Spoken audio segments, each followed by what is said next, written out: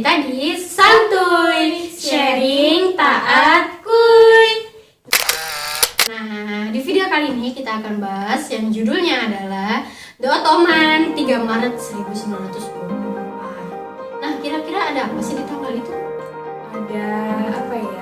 Kayaknya B aja deh. Ada lah, itu tuh tentang sejarah. Masa kamu nggak tahu sih?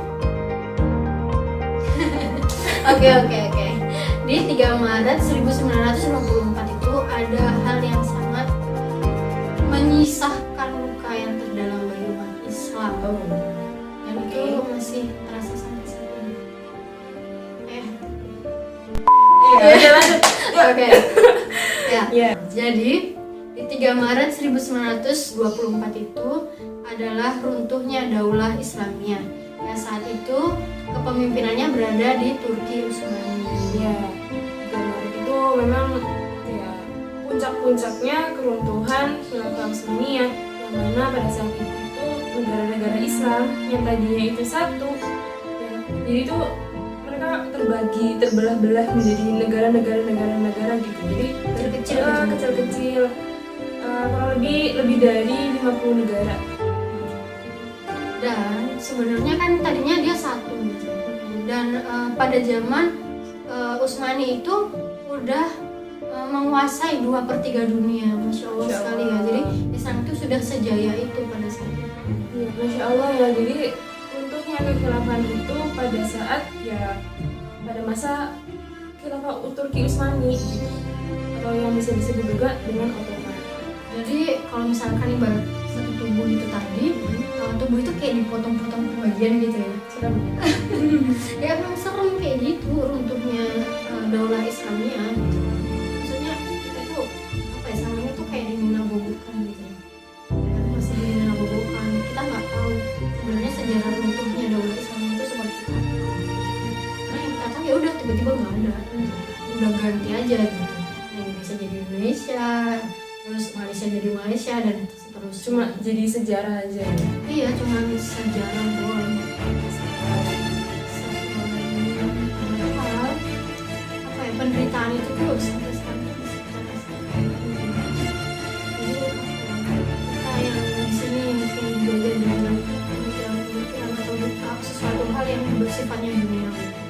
Tapi saudara kita di tetangga sebelah di apa ya, masih dijajah dengan di domba, masih di apa ya, dipecah belah gitu, nggak bisa bersatu gitu. Ya udah tercerai-berai. Misalnya tadi disebut Islam Indonesia, Islam Malaysia, Islam Turki, Arab dan seterusnya. Dan generasi saat ini pun itu sulit banget untuk diajak bangkit gitu ya, dalam kesakitan sekarang gitu. Ya sekarang sakit. Ya gimana gitu ya, nggak terus menerus kayak gitu. Karena sebenarnya runtuhnya Daulah Islamiyah itu benar-benar kompleks. Kenapa? Karena proses peruntuhan Daulah Islamiyah ini nggak cuman sekali diusahakan langsung runtuh gitu. Mungkin saking kuatnya sebenarnya Daulah Islamiyah gitu ya. Jadi proses peruntuhannya itu sendiri udah dimulai sejak 1918. Dan gongnya baru 1924, yang tepatnya itu di 3 Maret itu. Padahal Islam udah menguasai 2/3 dunia dan selama 13 abad. Itu udah kegemilangannya Islam. Iya, itu juga masa-masa gemilangnya Islam gitu ya. Dan pada saat itu kan juga Turki Utsmani itu kan ikut Perang Dunia I di blok Rus, Ya, ada Perang Dunia I. melawan sekutu, dan akhirnya ternyata di sana kalah, dan secara terpaksa itu tuh ngikut gitu syarat-syarat perdamaian yang di sana itu memicu kekalahan itu, Memicu runtuhnya Khilafah Utsmaniyah. keruntuhan Khilafah Islamiyah. Masya Allah, ini balik lagi ya, kita kelas balik ke sejarah yang ada di sekolah-sekolah nih. Biasanya kan kita sering tuh sebut Perang Dunia I, Perang Dunia II. Teman-teman masih inget nggak sama cerita dari Perang Dunia I? Ya, mereka harus melepas wilayah bangsa Arab gitu, terus wilayah Anatolia Timur atau wilayah yang dihuni oleh bangsa berasal dari Armenia gitu. Terus wilayah Anatolia Barat yang terletak di Eropa, terus wilayah-wilayah kota penting lainnya yang di bawah kendali oleh para sekutu secara de facto. Benar sih, dan jadi gini ya, waktu daulah masih ada itu kan satu gitu ya, nggak terpecah-pecah. Nah ketika sudah dipecah-pecah kayak gitu, yang jadi kecil-kecil dari beberapa negara itu, akhirnya kan menimbulkan pro dan kontra. Nah salah satu yang terkenal itu adalah Gerakan Nasional Turki, yang mana gerakan ini tuh setuju untuk tidak diberlakukannya syariat, seperti dia setuju juga kalau provinsi-provinsi itu dipecah-pecah, termasuk Arab, Indonesia dan yang lainnya. Tapi dia ini nggak setuju kalau misalnya bagian-bagian dari Turki ini dipecah-pecah. Kenapa? Karena di wilayah Turki ini banyak Muslim Utsmani yang dia tuh satu negara, satu ras, dan juga tentunya punya satu tujuan. Dan gerakan itu sebenarnya itu sebagai dianggap sebagai ancaman gitu bagi kekhilafahan. Yang mana karena itu Mustafa Kemal Atatürk itu sebenarnya dihukum mati, tapi itu nggak terlaksana karena bangsa sekutu sendiri itu telah menganggap Mustafa Kemal Atatürk itu sendiri sebagai pahlawan yang mana menang dalam peperangan di Gallipoli.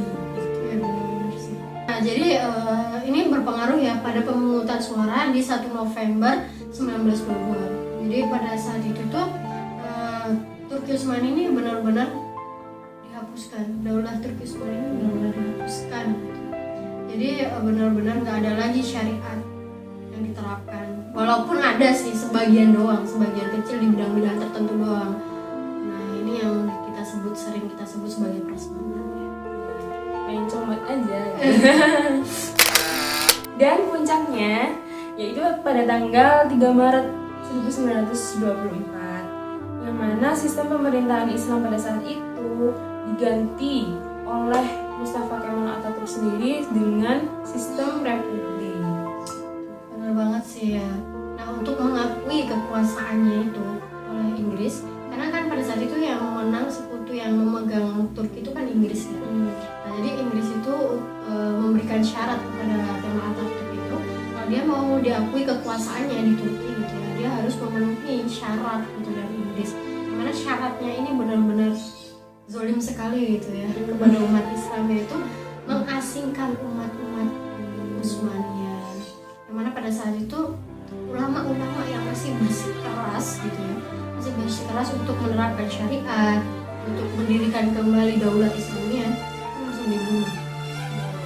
Jadi kan emang runtuhnya khilafah Islamiyah itu kan dipaksa gitu ya, bukan karena memang dari internal tapi dari eksternal. Udah dikepung dari sisi kanan kiri, namanya juga sekutu ya, dan mereka bekerja sama untuk menentukan daulah Islamiyah. Jadi seperti itu ya, mereka ingin menentukan khilafah Islamiyah. Dan saat itulah terproklamirkan negara sekuler, terus dan membekukan hak miliknya dan harta milik kekayaan Utsmaniyah. Jadi kalau kita belajar lagi sejarah Islam, itu benar-benar Islam itu dipecah-pecah sampai sedemikian. Jadi ada yang kita dininabobokan, ada yang kita dijamu dengan hal-hal yang dia itu sifatnya cuma duniawi. Ada juga yang disiksa dengan siksaan militer, dengan tentara-tentara yang begitu kejam gitu ya. Dan kita diadu domba satu sama lain. Kenapa kita diadu domba? Agar kita tidak bersatu. Padahal kita semua, coba kita tanya kepada diri kita masing-masing, rindu nggak? Rindu banget pasti. Pasti semuanya jawabannya rindu. Tapi apakah sudah terbuka bagaimana untuk teman-teman ini bersatu? Untuk teman-teman ini bisa bangkit kembali, terutama generasi-generasi mudanya. Jadi kita tuh nggak cuma belajar sejarah untuk dibaca, untuk didengarkan sudah hilang. Kita sibuk dengan yang lain, terutama dengan hal-hal yang semu di dunia. Tapi kita juga harus belajar bagaimana Islam yang tadinya nggak ada kekuatan apapun yang dibawa sama Rasulullah, cuma untuk disampaikan Islam itu ya kan. Kemudian barulah dibangun daulah Islamiyah ini di Madinah, baru mulailah bentuk negara.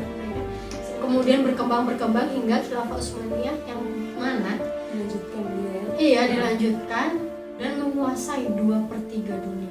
Masya Allah. Selama 13 abad. Iya, selama 13 abad. Berarti kita bisa tahu ya gimana besarnya kekuasaan Islamnya, gimana kuatnya.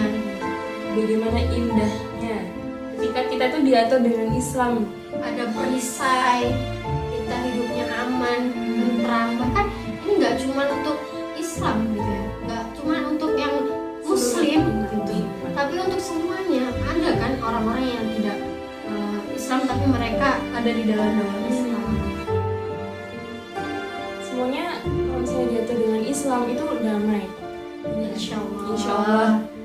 Menenteramkan hati, jiwa, dan raga. Sukui kita kembali kepada Islam yang Yes.